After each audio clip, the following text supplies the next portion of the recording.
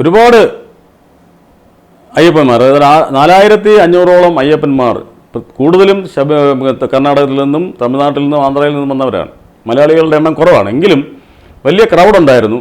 നമുക്കറിയാം, ഏതാനും വർഷങ്ങൾക്ക് മുമ്പേ അവിടെ ഉണ്ടായ ക്രൗഡിലുള്ള നമുക്ക് ഒരു തിക്കിലും തിരക്കിലും പെട്ടിട്ടാണ് ഒരുപാട് അയ്യപ്പന്മാർ മരിച്ചത്. 106-ലേറെ അയ്യപ്പന്മാർ മരിച്ച ഒരു സ്ഥലമാണ്. ഇപ്പോൾ അതുകൊണ്ട് പോലീസും മറ്റ് റവന്യൂ ഉദ്യോഗസ്ഥരും എല്ലാം വളരെ സുശക്തമായ സംവിധാനങ്ങളും വളരെ നല്ല പ്ലാനിങ്ങോട് കൂടിയ കാര്യങ്ങളും ചെയ്തത് കാരണം കഴിഞ്ഞ കുറേ കാലമായി അവിടെ ഒരു തിക്കും തിരക്കൊന്നുമില്ല.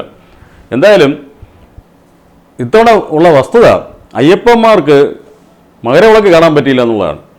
ശബരിമല സന്നിധാനത്ത് നിന്ന് അയ്യപ്പന്മാർക്ക് മാത്രമാണ് ഇത്തവണ മകരവിളക്ക് കാണാൻ കഴിഞ്ഞത്. അതേസമയം ഇടുക്കി ഭാഗത്ത് നിന്ന് പ്രധാനപ്പെട്ട 3 സ്ഥലങ്ങളിൽ നിന്ന് വിളക്ക് വ്യക്തമായി കാണാവുന്ന സ്ഥലങ്ങൾ, അതിൽ ഒന്നാണ് ഈ പുല്ലുമേടെന്ന് പറയുന്നത്. അതേപോലെ ഒന്ന് പാഞ്ചാലിമേട്, പരുന്തുംപാറ, ഇതെല്ലാം ഇടുക്കി ജില്ലയുടെ ശബരിമല കാടുകളുടെ ഇപ്പുറത്ത് സന്നിധാനത്ത് കാണാൻ പറ്റുന്ന തരത്തിൽ കിടക്കുന്ന സ്ഥലങ്ങളാണ്.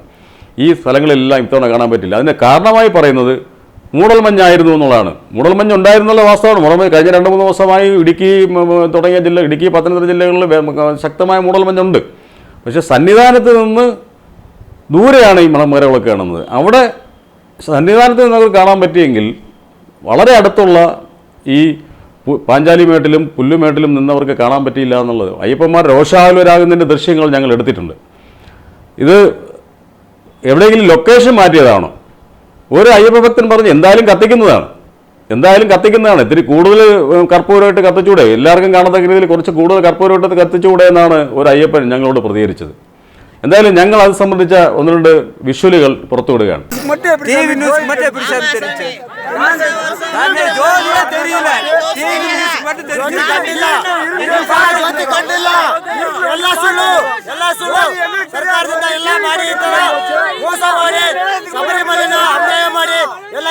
ಶಬರಿಮಲೆ ಬಿಟ್ಟು ಈ ರೀತಿ ಮಾಡ್ತಾ ಇದ್ದಾರೆ. ಎಲ್ಲರಿಗೂ ಅಯ್ಯಪ್ಪ ಶಿಕ್ಷೆ ಕೊಟ್ಟೆ ಕೊಡ್ತಾರೆ.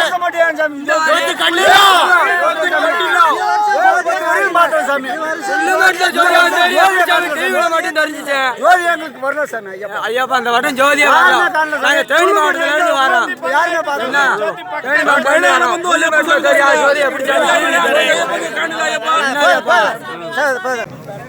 മകരജ്യോതി കണ്ടോ? ഇല്ല, കണ്ടിട്ടില്ല. മകരജ്യോതി കണ്ടിട്ടില്ല.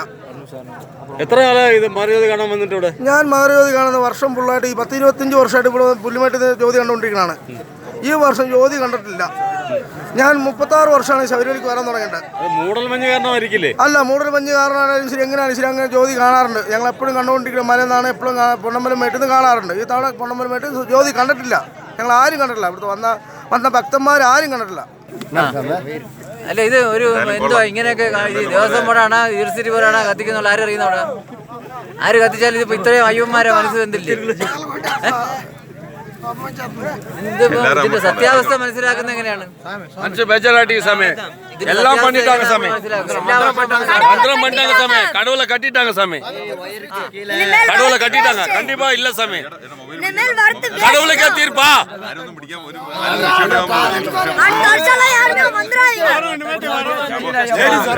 வரக்கூடாது சாமி, கண்டிப்பா சாமி. நான் இதோ 13 வருஷம் சர்வீஸ்ல இப்பதான் சாமி நான் இப்படி ஆயிடுச்சு.